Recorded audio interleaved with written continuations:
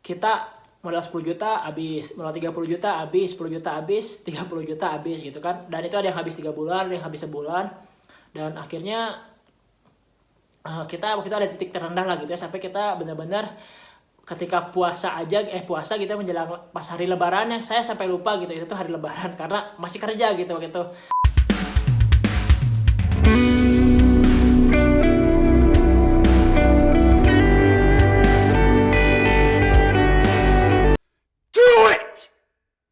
Pertamanya tuh saya punya teman gitu kan, punya teman yang ibaratnya dia berbisnis dan dia juga kuliah di manajemen bisnis gitu kan. Nah waktu itu saya belajar dan ibaratnya bisnis bareng gitu kan, bisnis bareng. Nah waktu itu kita bisnis laundry. Nah ketika ibaratnya kita berbisnis, dan disitulah saya akhirnya belajar bagaimana caranya uh, mendapatkan uang dari berjualan gitu kan. Saya mencari target market, oh siapa aja nih orang-orang yang membutuhkan laundry ini gitu kan. Saya sampai ke kos-kosan mahasiswa-mahasiswi gitu kan, cari orderan tuh, sebar-sebar brosur gitu kan di pintu-pintu kosannya gitu kan. Lalu ternyata memang waktu itu pesaingnya udah banyak gitu ya si laundry itu, dan saya pun mungkin karena baru gitu, knowledge-nya belum adaan lah gitu. Akhirnya saya pikir saya stuck waktu itu ketika jualan jasa laundry, dan akhirnya mencoba ke bisnis kuliner. Nah waktu itu waktu coba bisnis kuliner juga banyak gagalnya gitu ya, banyak gagalnya, nggak langsung berhasil.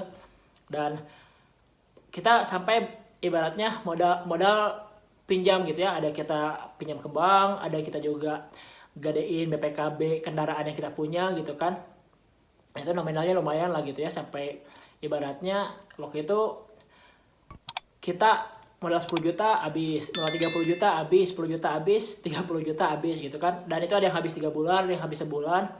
Dan akhirnya kita waktu itu ada titik terendah lah gitu ya, sampai kita benar-benar ketika puasa kita menjelang pas hari lebarannya, saya sampai lupa gitu itu tuh hari lebaran karena masih kerja gitu waktu itu. Dan saya waktu itu sampai ibaratnya udah panik gitu kan, udah minjem duit, ternyata uangnya habis ludes semua gitu. Sampai wah, ada pekerjaan apapun saya ambil. Nah waktu itu ada kayak apa ya, MMM gitu ya, money game gitu. Saya lupa waktu itu lagi booming banget MMM, dan ada orang yang butuh email banyak. Nah itu siapa saya kerjain, satu email dibayar 1.000 perak gitu. Jadi ditugasin dalam waktu seminggu tuh bikin 300 email. Jadi seminggu tuh saya mikir, wah dapat 300.000 lumayan nih waktu itu.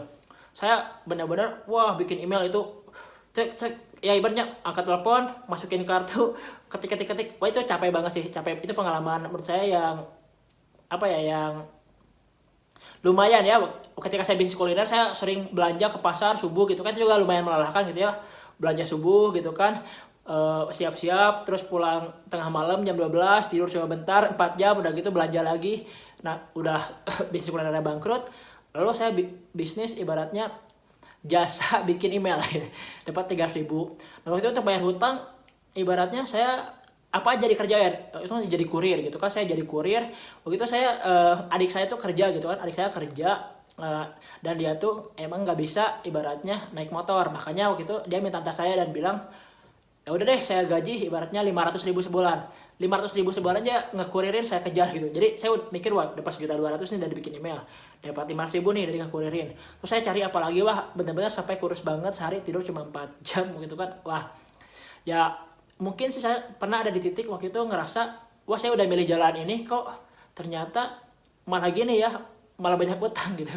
Dan di situ saya belajar, oh ternyata bisnis itu nggak harus selalu dengan modal hutang gitu. Dan sampai akhirnya bisnis saya yang snack waktu itu bisa berhasil gitu kan, di 3 bulan pertama tembus omset 100 juta. Nah disitulah akhirnya saya bisa bangkit dan akhirnya bisa melunasi hutang-hutang yang waktu itu saya punya gitu kan ya. Dan akhirnya disitulah saya mulai kapok, oh oke, saya nggak akan pinjam duit lagi. Saya ternyata waktu itu dari sisa-sisa uang aja gitu saya bisa membangun bisnis snack saya gitu kan. Waktu itu sisa duit tinggal 500.000 gitu kan, 500.000. Tapi dengan bermodalkan bukan kepanikan, kepepet kali ya, kepepet gitu ya, otaknya jadi encer gitu, udah kepepet, wah bayar utang karena tiap hari diteror debt collector gitu ya, diteleponin terus sampai trauma gitu, kalau ada yang telepon nggak dikenal nggak mau ngangkat. Nah lancar gitu kan di bisnis snack, dan setelah bisnis snack lancar saya ibaratnya mengalami problem selanjutnya gitu kan, setelah problem selanjutnya eh, penjualan naik, ternyata kita ada konflik antar ego gitu ya. Kita kan nge-team gitu ya, ego nih masing-masing di tim si snack ini tuh, dan akhirnya kita pecah. Dan disitulah ibaratnya saya mulai juga berjualan produk-produk selain snack gitu kan. Saya mulai mengasah skill digital marketing saya, yang di awal saya cuma selling, sekarang saya sampai belajar marketing juga. Dan sekarang teman-teman juga mungkin bisa lihat ya di Instagram saya nggak cuma jual snack aja, laundry, terus oke itu bisnis ramen-ramenan lah ya bahasanya ramen-ramenan sama es krim gitu kan.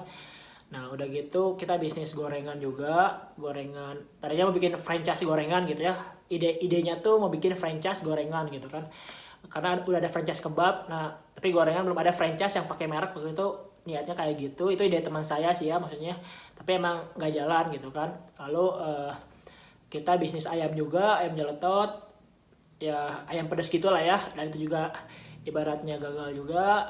Sebenarnya udah profit sih, cuman ada konflik juga di tim sampai pecah. Lalu setelah jeletot kita bisnis lagi kafe-kafean gitu ya, mau bikin warkop gitu kan, yang ada ramennya ala-ala ngikutin inilah, jadi followers abnormal gitu kan, tapi kurang modal. Kalau abnormal mungkin modalnya miliaran gitu, ini modalnya cuma puluhan juta, nggak cukup gitu kan. Nah jadi cepat habisnya dan bangkrut, dan sampai akhirnya di bisnis snack lah begitu bangkit kayak gitu. Sebenarnya kalau dari tiap bisnis yang dipelajari pasti adalah pertama pengalaman dan juga skill semakin naik gitu ya. Ketika saya pertama kali bisnis laundry kan saya tuh ibaratnya ngikut teman gitu ya, ikut teman, dan di situ ibaratnya mental saya juga masih belum terasa lah gitu, skill saya melobi-lobi pun masih belum terasa. Saya waktu itu masih jadi kayak apa ya, kayak orang yang nyebar-nyebar brosur aja gitu, jadi kulinya gitu. Jadi ya yang saya pelajari sih waktu di bisnis laundry itu saya jadi berani terjun ke jalan gitu kan. Saya orangnya sebenarnya introvert ya, saya itu orangnya introvert, tapi saya jadi berani nyebar-nyebar brosur ke jalan, walaupun memang hasilnya belum segimana gitu ya, ibaratnya buat saya pun bahkan nggak ada gitu. Tapi ya mungkin yang jadi pelajaran bagusnya tuh saya jadi berani. Tapi pelajaran yang bisa saya ambil adalah ternyata bisnis tuh nggak harus selalu dengan modal yang gede gitu kan. Kalau kita bisnis laundry itu modalnya lumayan ya, mesinnya gitu kan, tempat gitu kan. Lalu di bisnis saya yang lain pun sama, misalnya kayak di bisnis yang kuliner juga gitu kan, kita fokus ibaratnya bikin produk, bikin bisnis, nyewa tempat, modal. Nah sementara ketika saya bisnis snack itu saya nggak pakai tempat yang gimana, tapi saya benar-benar jemput bola. Kayak si snack itu ya, keripik pisang itu saya tinggal broadcast di BBM gitu, saya broadcast terus saya anterin, dan ada yang pesan dari luar kota saya kirim. Dan ternyata pelajarannya gitu buat saya pribadi, ketika kita nggak punya modal besar, ketika kita nggak punya capital yang cukup untuk mulai bisnis, kita jangan memaksakan. Nah kita bisa mulai ibaratnya dengan menjual produk yang bisa dikirim-kirim gitu kan.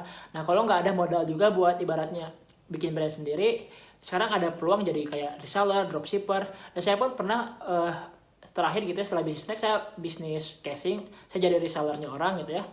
Nah saya jadi reseller orang, tapi saya bisa mendapatkan gitu ya puluhan juta dari cuma menjadi dropship gitu kan.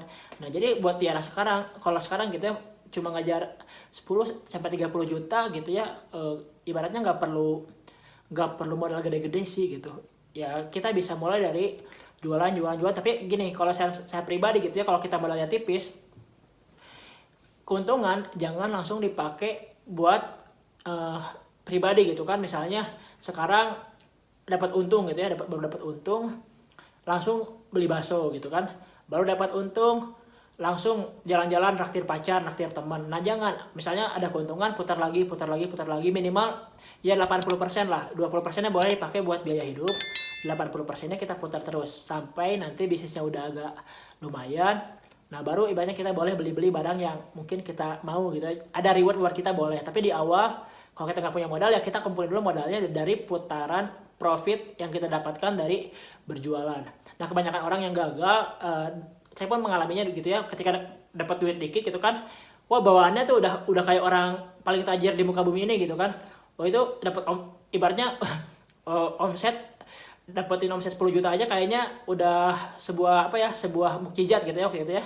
Nah waktu itu tiba-tiba dikasih omset 100 juta dalam 3 bulan di bisnis snack gitu. Wah itu udah kayak udah kayak selebriti aja gitu kan, wah rekening penuh gitu kan, beli ini beli itu gitu kan, traktir pacar tiap hari, wah pagi makan di kafe, siang makan di restoran gitu kan, malamnya makan di kafe lagi. Itu saya waktu itu kayak gitu ya, ibaratnya udah serasa orang paling tajir. Ternyata ketika bisnisnya turun, langsung di situ baru sadar, oh Anda masih miskin Bung.